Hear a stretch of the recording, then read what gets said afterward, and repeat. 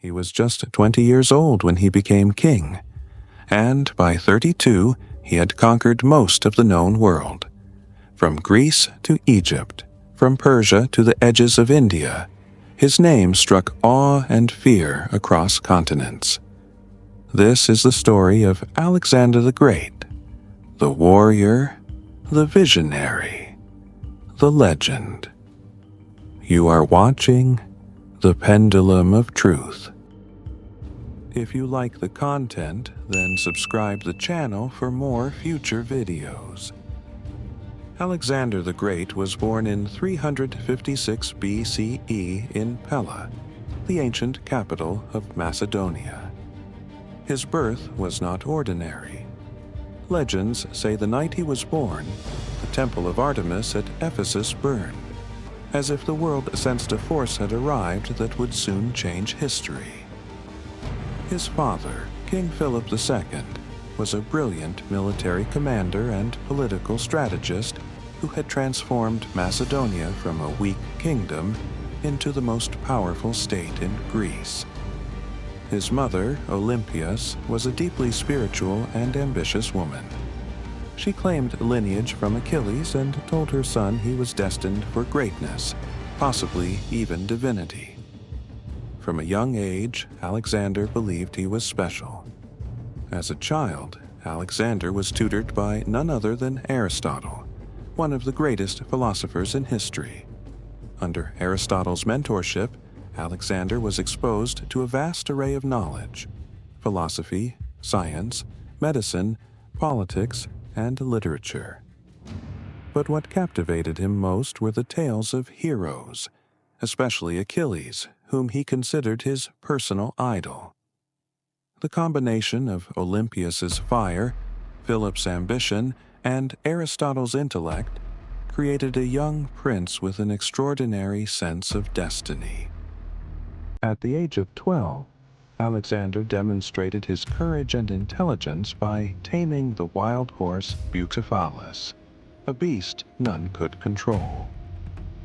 It was the first public sign that Alexander was no ordinary boy. By the time Alexander was in his late teens, he was already commanding troops in his father's army. He fought in the Battle of Chaeronea in 338 BCE, helping Philip crush the Greek city-states and unify them under Macedonian rule. However, in 336 BCE, just as Philip was preparing a grand campaign against Persia, he was assassinated. Many suspect Olympias was behind the murder to secure her son's path to the throne. Alexander, just 20 years old, ascended to the throne of Macedonia. The young king acted swiftly. Rivals were eliminated, revolts were crushed, and alliances were secured. The Greek city-states, seeing an opportunity to break free from Macedonian control, rebelled.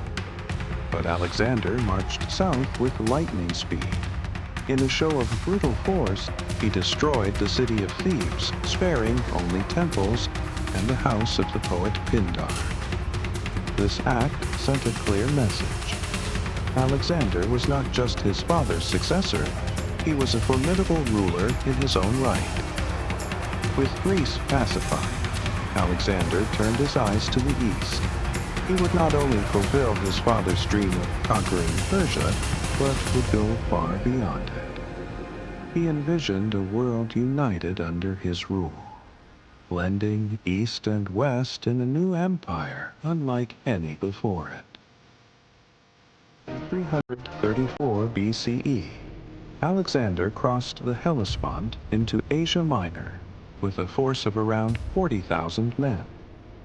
It was a symbolic crossing, as he cast a spear into the soil, claiming the land as his by right of conquest. His first major battle came at the river Granicus, where he personally led a cavalry charge and won decisively against the Persian satraps. This victory opened Asia Minor to him, and city after city fell to his control. At Issus in 333 BCE, he faced King Darius III of Persia for the first time. Though vastly outnumbered, Alexander used terrain and tactics to trap the Persian army. Darius fled the battlefield, leaving behind his mother, wife, and children. Alexander treated them with unexpected kindness and dignity, further enhancing his image not just as a conqueror, but as a just ruler. Alexander continued down the Levantine coast, capturing major cities like Tyre after a brutal 7-month siege. His military genius and unyielding determination were becoming legendary. When Gaza resisted, he destroyed it. But in Egypt, he was welcomed as a liberator. In 332 BCE, Alexander entered Egypt without a fight. The Egyptians, weary of Persian rule, saw him as a savior. In Memphis, he was declared pharaoh and son of the god Amun. It was here that he founded one of his most enduring legacies, the city of Alexandria. Strategically located by the sea and the Nile, Alexandria would become a major center of trade, culture, and learning. One of the most mysterious episodes of Alexander's life took place in the Siwa oasis, where he journeyed to consult the oracle of Amun. Accounts differ, but it is said the oracle greeted him as the son of Zeus Amun. From that moment, Alexander believed he had divine origins. Whether this was religious conviction or political propaganda, it enhanced his authority and added to his growing legend. Egypt behind him, Alexander turned his gaze east once more. The heart of Persia awaited. In 331 BCE, Alexander faced Darius again at the Battle of Gaugamela, near modern-day Iraq. Darius had assembled a massive army, with chariots, elephants, and tens of thousands of men. But once again, Alexander's tactical brilliance carried the day. Using a feigned retreat and a wedge formation, he broke through the Persian lines and sent Darius fleeing. Darius would be betrayed and murdered by his own satraps shortly after, and Alexander, in a gesture of respect, gave him a royal funeral. With the Persian king dead, Alexander declared himself king of Asia. He entered Babylon in triumph, and then took the ancient Persian capitals of Susa and Persepolis. In a moment of symbolic power, he burned the palace of Xerxes at Persepolis. Some say it was revenge for the Persian burning of Athens. Others claim it was a drunken impulse.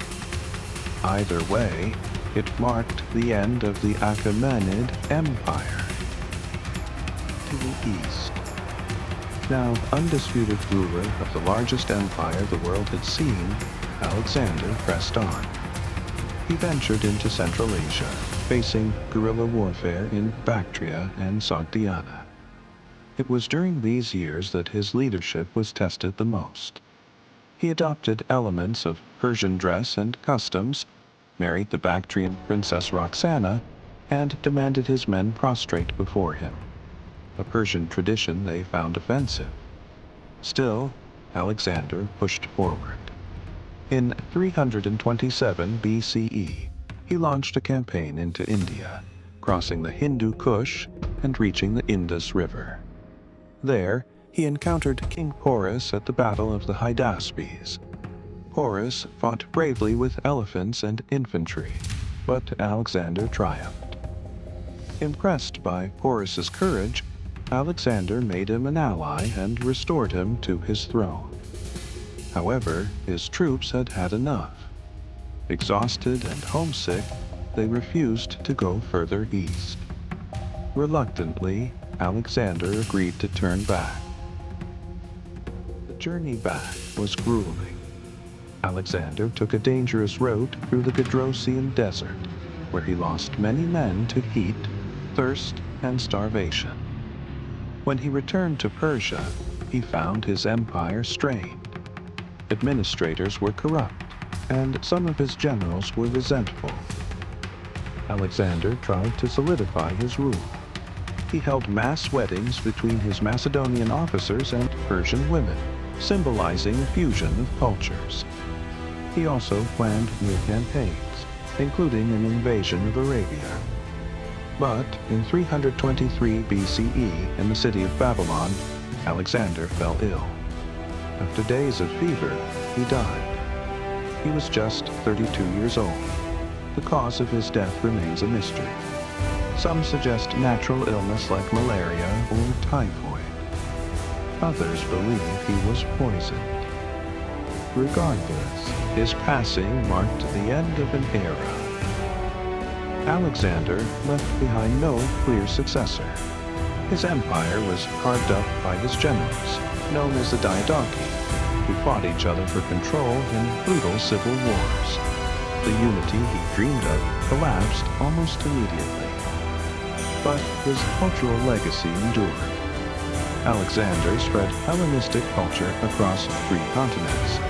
Greek language, art, architecture, and science flourished from Egypt to India. Cities he founded, especially Alexandria in Egypt, became centers of learning and innovation. He inspired generations of leaders, from Julius Caesar to Napoleon. Even today, he remains one of the most studied figures in history. Alexander the Great was more than a conqueror. He was a visionary who tried to unite the world under one rule and one culture. His empire did not last, but the ideas and exchanges he sparked helped shape the modern world. And so, more than 2,000 years later, the name Alexander still echoes in the corridors of history.